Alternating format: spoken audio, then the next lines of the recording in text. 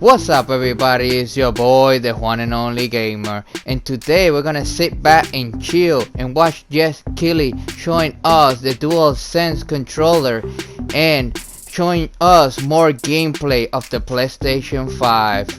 And if you guys haven't subscribed to this channel, elbow drop that subscribe button and slap that like and hit that notification bell so you don't miss any of my videos. Let's start this whole thing, baby!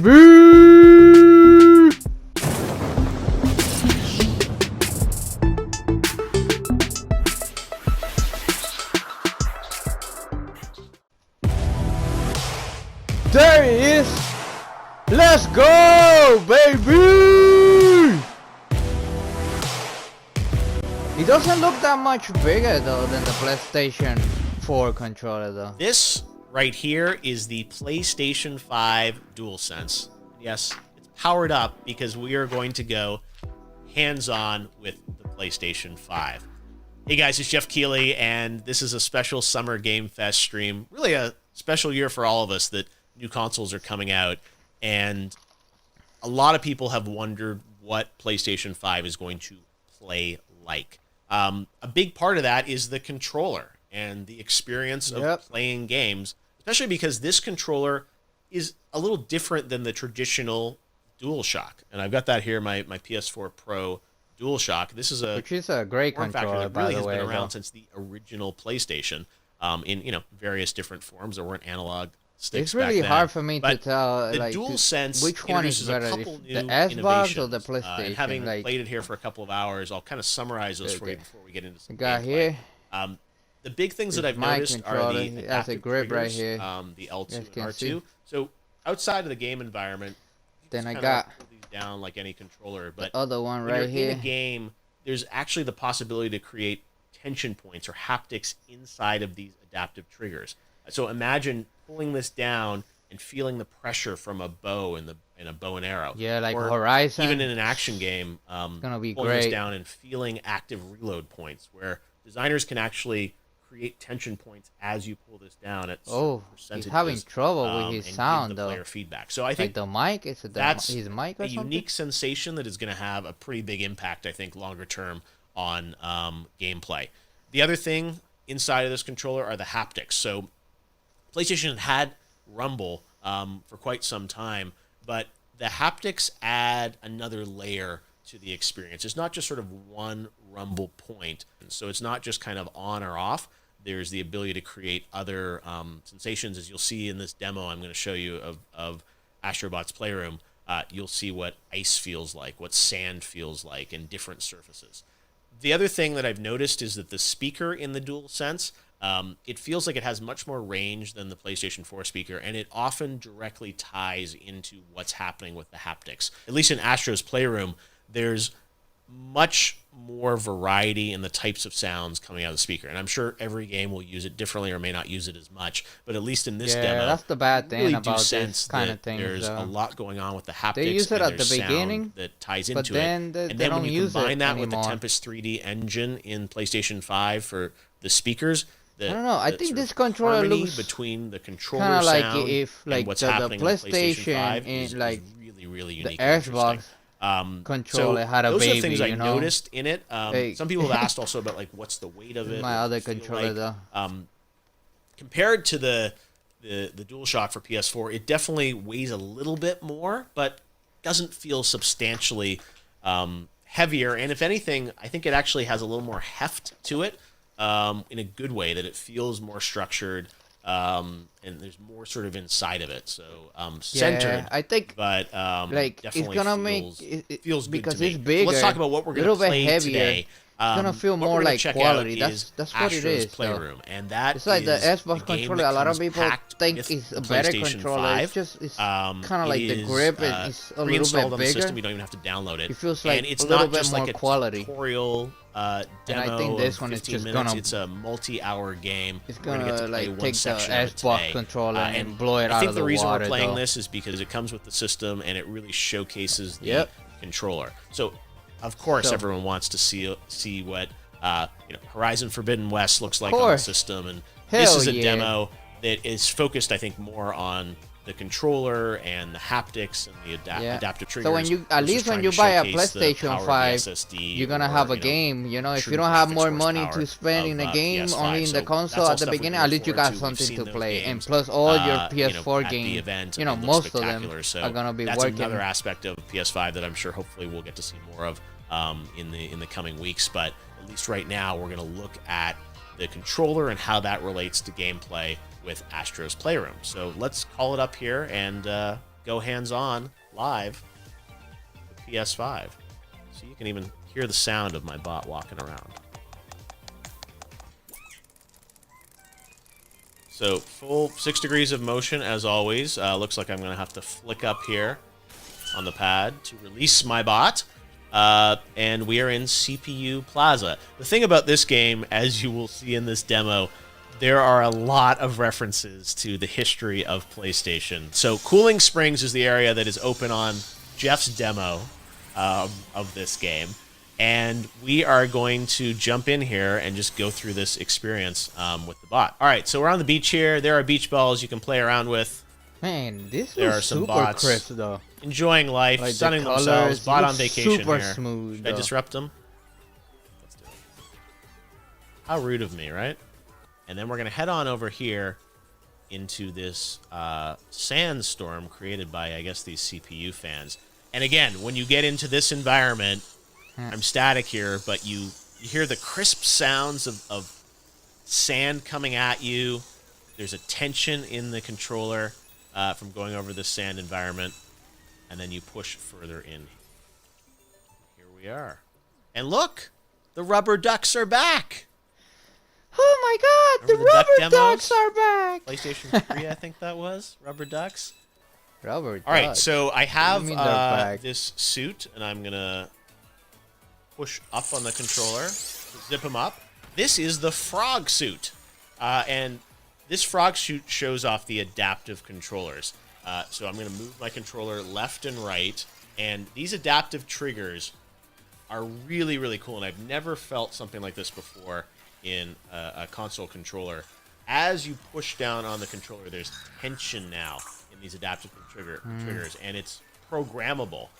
One thing that I think is really fun about this demo is it makes you think of how these technologies are going to be used in other games. So you think of Ratchet and Clank. I mean, obviously a lot of this gameplay similar in style to the Ratchet game. So you think of all those crazy graphics that we saw on the stream, but with this type of control and this kind of fun. So now we've made it to the frozen pool area.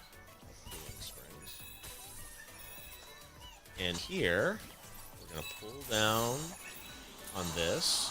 And again, you see this ice, but you hear a storm literally inside of the Dualsense, and sort of a small yeah, that's something that I really like in the haptics. PS4 controller, though. The Little ice shards here as you the go speaker past and every ice stuff, shard, like you hear GTA 5, when you hear like the the ice shard. sirens going and the light goes like if I put blue this up and to the red, is really like- cool. This is not ASMR. This is PSMR.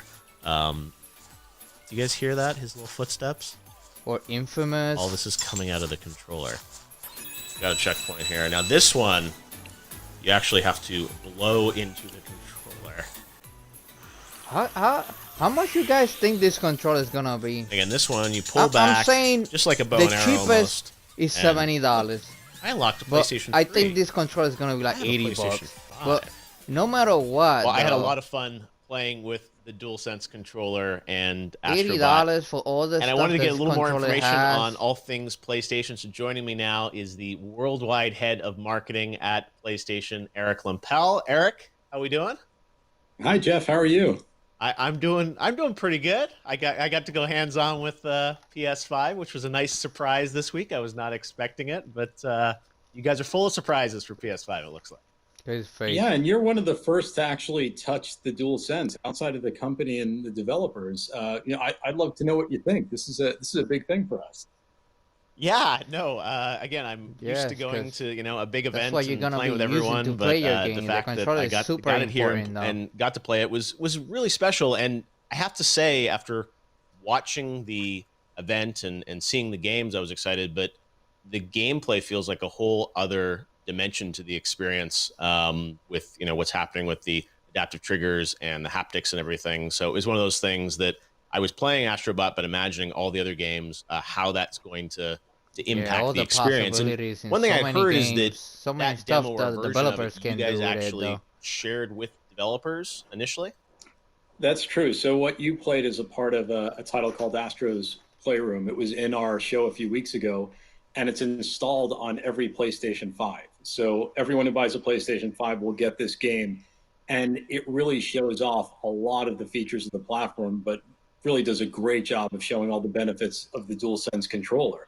So what we did is early on, we had another version of the title that we took around to the developers that were engaged in PlayStation 5 development and showed them what was possible with a title. And it's been a great example, and it's really opened up people's minds to how they can use this new device and really the new features of the controller. But I would say when people get their PlayStation 5, that should probably be one of the first things they do is just jump in there and experience this because as you've seen, it's pretty special. No, we've been using the same a similar kind of form factor of DualShock for many, many generations. And obviously, adding analog sticks and rumble and things like that, and the touchpad. But this feels like it's a bit of a redesign, but I really like how it feels in my hands. And I imagine for PlayStation, when you were conceiving a PS5 and Mark Cerny was architecting it, I imagine the controller and a lot of those innovations were kind of right there at the beginning as something that you wanted to put into the system. It's true. As we've said many times with PlayStation 5, it's a brand new generation, and we believe in generations. So we want to evolve every part of the experience. And the controller is really the most intimate part of the experience. It's the extension of the player. So, we thought a Yeah. lot about this. And one of the things we could have done is just iterate on the DualShock. We've done that for many years. The gamers absolutely love the DualShock. They tell us it's the best controller we've ever made, the latest edition.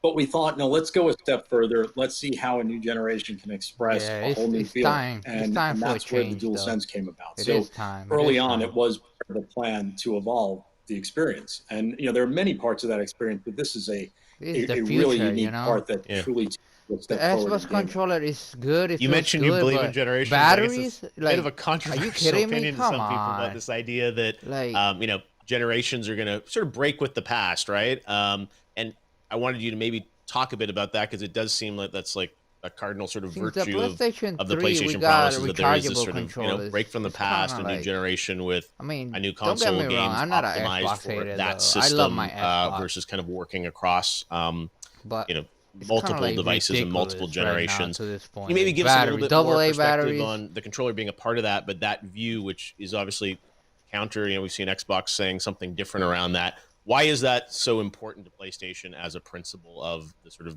the architecture of PlayStation 5?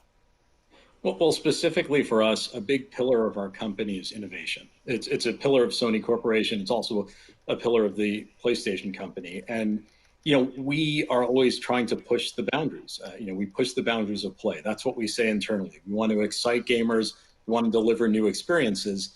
So as we go into a new piece of hardware, it really has to check the box on a lot of different areas to fulfill those promises. And we a lot of developers about this. We've gone out there, we've talked to people about what they want in a next generation console. And really to do that, you've got to deliver a lot. And I think what's really unique about the DualSense is that it plays into another one of your senses. But we're covering a lot of the senses with PlayStation 5. I mean, first and foremost, I'd say in gaming, for the history of gaming, the first sense is seeing. It's all the visuals, it's the graphics. And naturally, with every generation, the graphics improve. And with PlayStation 5, we're taking a leap forward there. And then there's sound, and we're introducing a new form of 3D audio, which will be really powerful no matter what you're playing, no matter how you're playing. And then the next I piece wonder how that is feels touch. though, the And 3D touch has audio been though. around for a while. We've had force feedback, of course. We've had different types of force feedback and rumble in the DualShock, but this takes that to a whole new level. Similar to what gamers have expected from other generational chips, this brings it to a whole new place. I mean, it's haptic feedback. It's these adaptive dynamic triggers. I mean, something no one's ever experienced before, and it really brings you closer to the game. And the biggest joy for us is putting this in the hands of developers, because developers want to push the technology as far as it can go to tell stories and really bring the gamer into their worlds. And we believe, all of these things combined, as well as all the other great PS5 features we spoke about, really lead to a next generation experience. And in many cases, we can't take everybody with us from previous consoles into that experience. You need new hardware, you need new devices to experience what these developers want you to experience. And I imagine, PS4, there'll still be games coming out for it. I mean, it's not like the pipeline stops there, but there's this sort of new set of experiences that will be exclusive to PS5, right? Exactly. PlayStation 4 is a big part of everything we do, and it will continue to be a big part of everything we do. There's a lot more to come on PlayStation 4. I think most recently we're seeing like that. Some of the greatest titles 5. this generation have released in recent weeks. But that will continue. More than 100 million. PlayStation 5 like is the next generation product, but again, we've got a lot to no come way they're gonna let go of the PlayStation 4 like that. You know how it is. In that product. When I was playing Astros, one of the things that my mind started racing with was thinking of how this is going to apply to a game like Ratchet, because sort of similar gameplay style, but with the audio, the speaker in the DualSense, and the haptics and the adaptive triggers. That game is gonna be one feature we so haven't talked good. much about is the oh my god SSD. Like I never been like a Ratchet and Clank device, and how that's going to allow a lot of interesting or anything. things. I never even when I saw the any of them. event in June, that Ratchet trailer just blew me away with like jumping between those worlds so quickly. This one, oh my god! Could you maybe talk a bit about like that feature, good. which I didn't really, Astro's not a game I think that really is dry, needs the SSD to function the way it is. Can you talk a bit about the SSD and how that's going to impact the experience?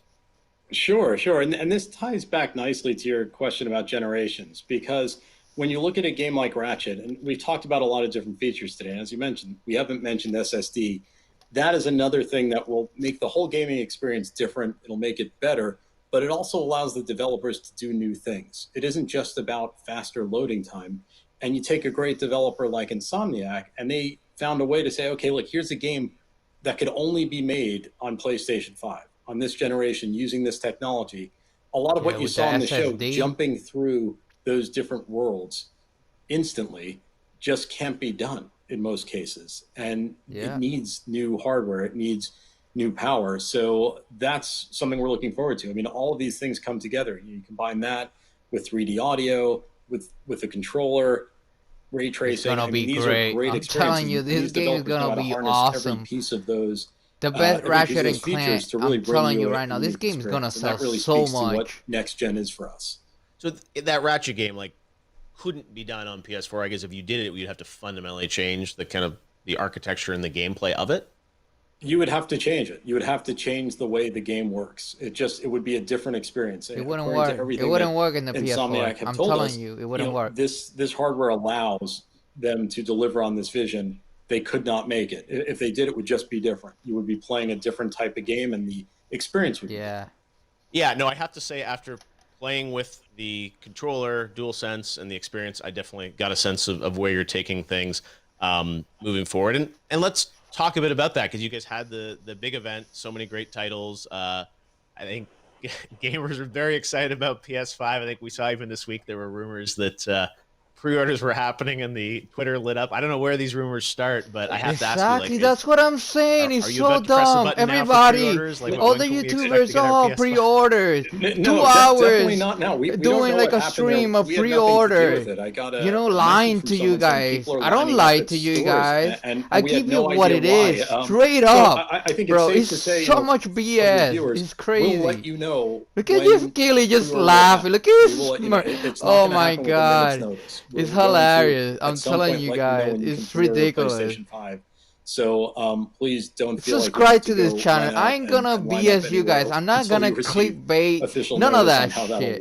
So I don't know how that happened. Don't know who. Pardon my language. Wasn't us though. So well, but look, I mean, as a marketer, I'm sure it just gets me so mad. We all these YouTubers just saying all this stuff. All these lies. All of the PlayStation fans, it's and crazy. We're thrilled that they're excited about this product. And again, with this product, we're trying to bring them experiences they didn't think were possible. And you're experiencing some of that one of the first people to experience that. I'm glad you had the experience that you did, because that's what we're hoping to get out of this. And Well, I guess it worked for unfortunately, them. You given know, the they current got like situation in the world, we would 60,000 love to be views out there having streaming for gamers 2 start to touch hours. the It's product. just We would have done that ridiculous. in normal years. We can't do that. So it's really hard. I know a lot of people watching this, and they're going to really wonder, like, what are they talking about? They're going to be angry at me saying, why did he get one? Exactly. Why did Geoff get to do it? But I think it's really hard to describe. I mean, you've heard us talk about this, but now you've gone through the experience, and you can see it's different. One thing I wanted to ask you about, you and I have known each other for a long time, and I'm excited that you're in this worldwide role for PlayStation now to kind of unify, the messaging around the world. And there was a new tagline for PlayStation that showed up in the event in June, which I think was the first time people had seen it. And can you maybe tell us a bit about this new kind of tagline, which is global for PlayStation? Certainly, and thanks for noticing that. That was actually the last bit of the show. That was the last thing you saw on the show, was this new line, which is "Play has no limits." And as you said, we've known each other a long time, and you've known how the PlayStation organization was structured. And in the past, we were really separate groups around the world that all worked together and laddered up to a parent company. And in recent years, we've started to globalize, and we've seen great benefits from that in many parts of the organization. And so another part of this was the marketing piece. And really, if you look at great brands around the world, they all feel similar, or at least to great degree similar. And a part of that is the global brand line. And these lines, if they're good, they stand the test of time, and they stick with the brand for a long time. So this was a hard job for the team. We went back and we looked at this, and we thought, what type of line would really satisfy the world and at the same time live up to our ambition as a company, as a brand? And that was "Play has no limits." That's what we believe. And there's many different ways to interpret it, so I'm going to leave it to all the viewers to interpret it the way they like. But for us, it is really about speaking to innovation and speaking about new experiences that you can have with PlayStation that you never expected. And really, it's how we push ourselves. We don't constrain ourselves. We want to push the limits of gaming all the time. And right up to the end of everything we do, we're constantly pushing to deliver something new, something best in class. And I'm excited about this, because I would say, Geoff, you've been around the industry for a very long time. I would challenge you to name all of the PlayStation taglines this past generation around the world. You couldn't, because there were a ton of them. I was going to say, I know greatness awaits, but beyond that, it's like, I don't even. So there were a lot of them, and that's why we really wanted to get this together. And of course, the line will be localized. Was it for the players, I think, or something in the UK, maybe? For the players, exactly. Yeah, It was the line that was used across most parts of another Europe. one, But there were a lot more than that. So we looked at this and we said, no, let's get one line that solidifies the brand.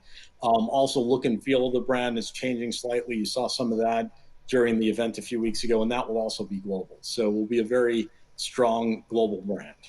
Well, again, there's a lot of love for PlayStation and what you guys have teased us with PS5 this year. I think it's been such an interesting rollout of, you never know when something's going to pop up on Twitter, or the box art itself was sort of like trending when you put out the Miles box. So who knows what's next? I can't let you go. Everyone online wants to know about, are we going to get other colors of controllers or consoles? I imagine for launch, it's like hard enough to get one out, but is that on the roadmap?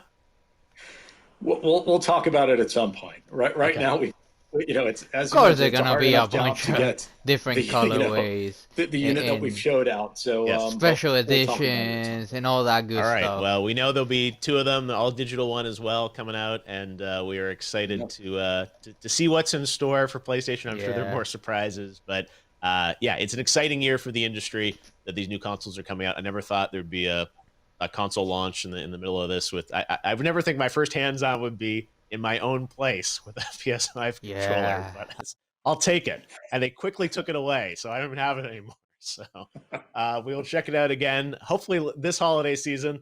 Eric Lempel, great to have you with us, and thanks for giving us a little bit of hope and excitement this year about PS5. I think it's all something we need, and we look forward to playing it later this year. Thanks, Geoff. It was great speaking with you, as always. Okay guys, I think that's it for this video. And remember, if you like this video, don't forget to hit that like, hit that notification bell so you don't miss any of my videos. And remember to elbow drop that subscribe button. Thank you guys for watching, and I see you guys on the next video. Later.